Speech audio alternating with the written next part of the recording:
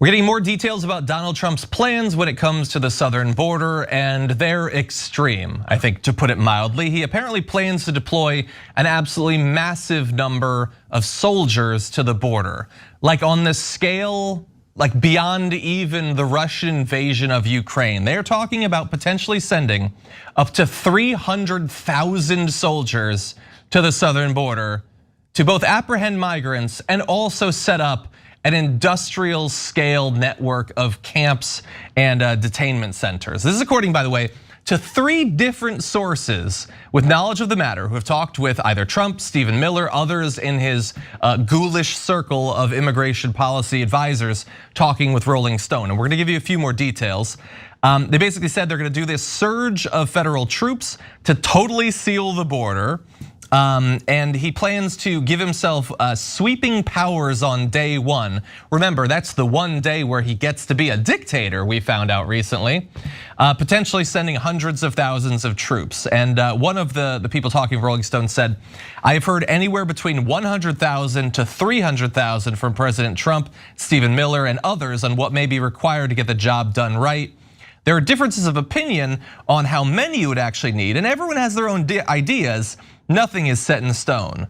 So again, this is to effectively wall off the border and set up camps, huge numbers of camps. And I have to think that when regular people from across America decided to enlist with the US military, what they hoped to do was set up concentration camps across the entirety of our southern border. I think that was the dream for many of them, and finally it might come true if Donald Trump gets his way. Maz, I'm gonna start with you. What do you think about this reporting? Well, we are the leading country when it comes to imprisonment, so why not keep it going at the border, right? Maybe that's the idea, is we get those prisons to help set up concentration camps on the border, and we'll make the prison industrial complex even more rich and more oppressive towards people that are fleeing a horrible situation. Why not fix the actual immigration policy that we have? Why not look at that? Why not work? Why not say, rather, that's the problem, is that it's very easy to get people, Americans, to be anti-immigrant. I'm an immigrant. And when people go, immigrants are causing this problem and that problem and this problem. Immigrants statistically have committed less crimes in America than Americans. The biggest threat to Americans are Americans. And yet we want to put 100,000 troops, 300,000 troops at the border. How about putting hundreds of thousands of troops around the white supremacists and Donald Trump? And how about putting some troops in front of the Capitol when you know they're going to be attacking it? How about that?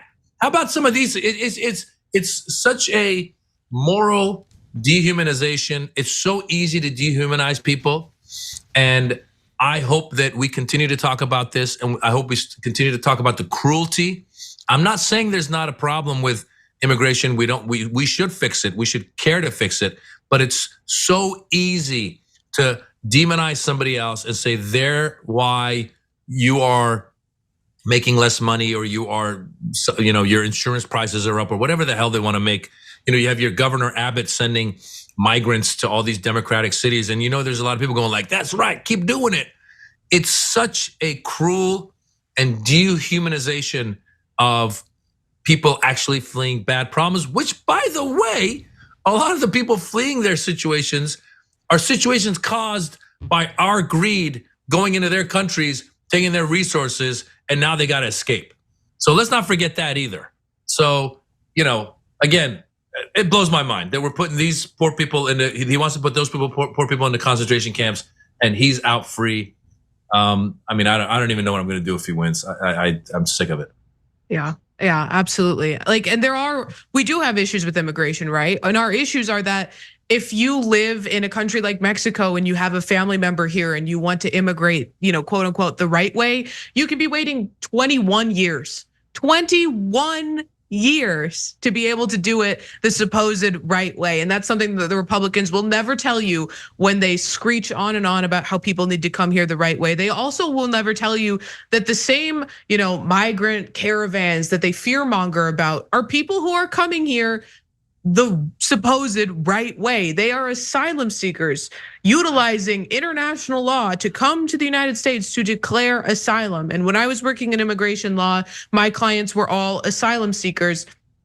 And hearing the heartbreaking circumstances that they were escaping from, it's the reason why immigration law has such a high turnover rate, because it's so depressing. You have judges that don't let 3-year-olds going through immigration processes in court have an adult with them because they believe they can explain the circumstances to a 3-year-old in a meaningful way. Our system is broken. And one of the ways that the Trump administration really severely damaged the way that we process asylum cases is that there is no rhyme or reason to who gets called up from the waiting list, because once you've declared asylum, you have to go through an interview and you could be waiting. I had a client who was waiting 5 years before I started working with her.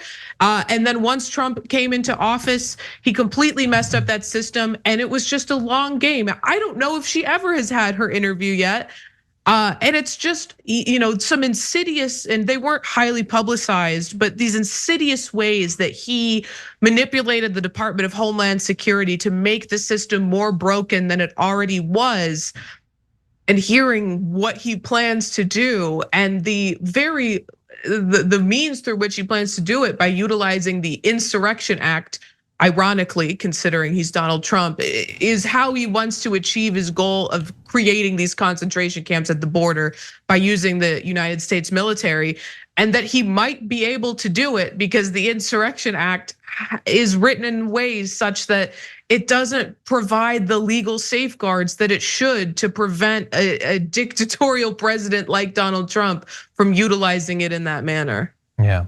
No, you made great points there. Unfortunately, no Republicans listened to you after you said international law. They pretty much tuned out after that. Like, I'm already starting to feel that like pit in my stomach that thankfully went away once Donald Trump thankfully was not successful in getting reelected, of that you are going to wake up every morning to, oh, maybe hundreds of thousands of soldiers are going to the border again. Like that utterly insane news on a daily basis. And it could well come. I mean, it's gonna be back to, finding out that there's Oval Office conversations about putting spikes on top of the wall, and maybe we could have a moat with alligators, and maybe we should shoot them in the leg. Like this utterly insane cartoon approach to policy. And that is potentially coming back in. And honestly, for some of it, you might not even have to wait until Donald Trump gets elected. We'll end with this. I will remind you that right now, Joe Biden, who wants to get more aid to send to Ukraine, which we'll be talking about later on the show, is running up against Republican demands that he give in a massive number of different ways on the topic of immigration to get that aid. And so that could include restrictions on asylum, new legal authorities for mass numbers of migrants to be deported with far less or no due process. And honestly, with Joe Biden being the person engaging in these conversations, like we know what immigration policy under Joe Biden has been like during his first term. It's not exactly the same as Donald Trump, but there was far more continuity than most people, either Biden supporters or Trump supporters, want to admit to. And so like when I see CBS News say he now finds himself entertaining drastic and permanent restrictions, I have to wonder, like, to what extent is he backed into the corner? Like, I don't think that he's not Stephen Miller or anything, but I don't know, has he been like a champion on this topic for migrant rights and the decency of asylum? People requesting asylum throughout his career. I feel like there is more equivalence in approach to this policy than is being admitted by the national media. And when the stakes are as high as they are, I find that to be very worrisome. Rayyvana, I want to go to you first. Fast final comment before we move on.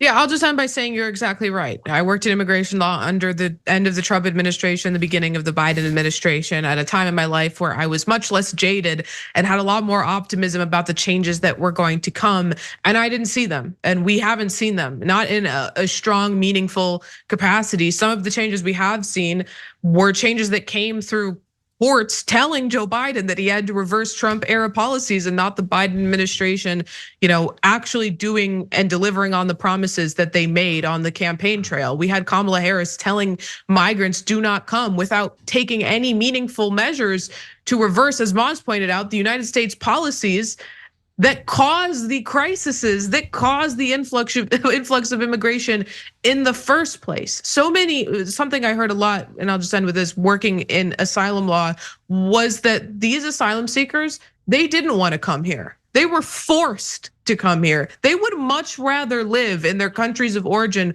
where their families are, where they know the language that's primarily spoken, but they were forced by mostly things that the United States created in their country, economic circumstances, large scale corruption, forced them to leave their homes and come to the United States just to be met with racism, hostility, and horrific xenophobic immigration policy. Yeah. Mas, final thoughts? Yeah, I would always say that there's no people aren't sitting around going like, wow, my family's here, I got a job, I have everything, I speak the language. Let me go somewhere where I don't speak the language and they're gonna hate me. Exactly what Ravana just said, that these people aren't dying to come over here either. And the unfortunate thing is how easy it is to manipulate the general population to be against immigrants. And I don't know if I sat down one-on-one with Joe Biden where his mind would be, if he'd be sympathetic and empathetic to their cause.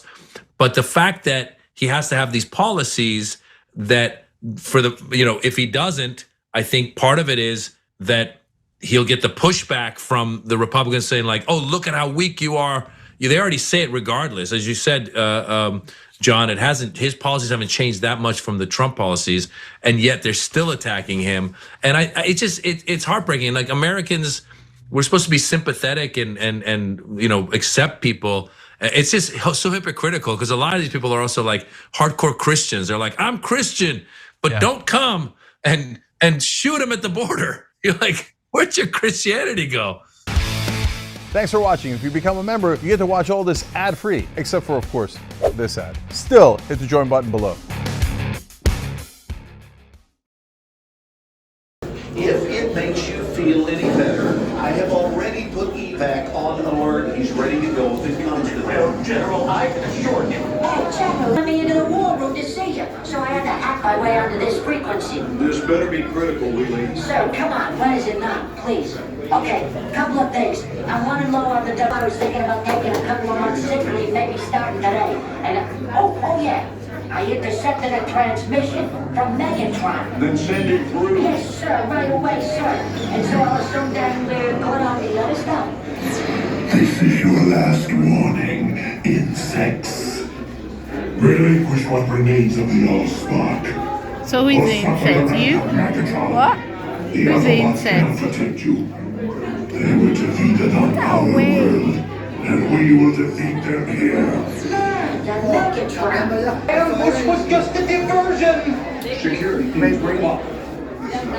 Ravage, he's already inside. Deeds! Give me an update on that reserve. Boss readiness. What was his name? What was it? Evac, sir. Right, evac.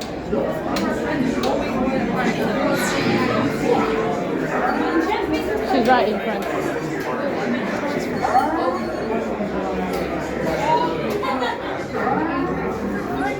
We are facing a heavy, sustained attack. They appear to be after the Allspark. General! General!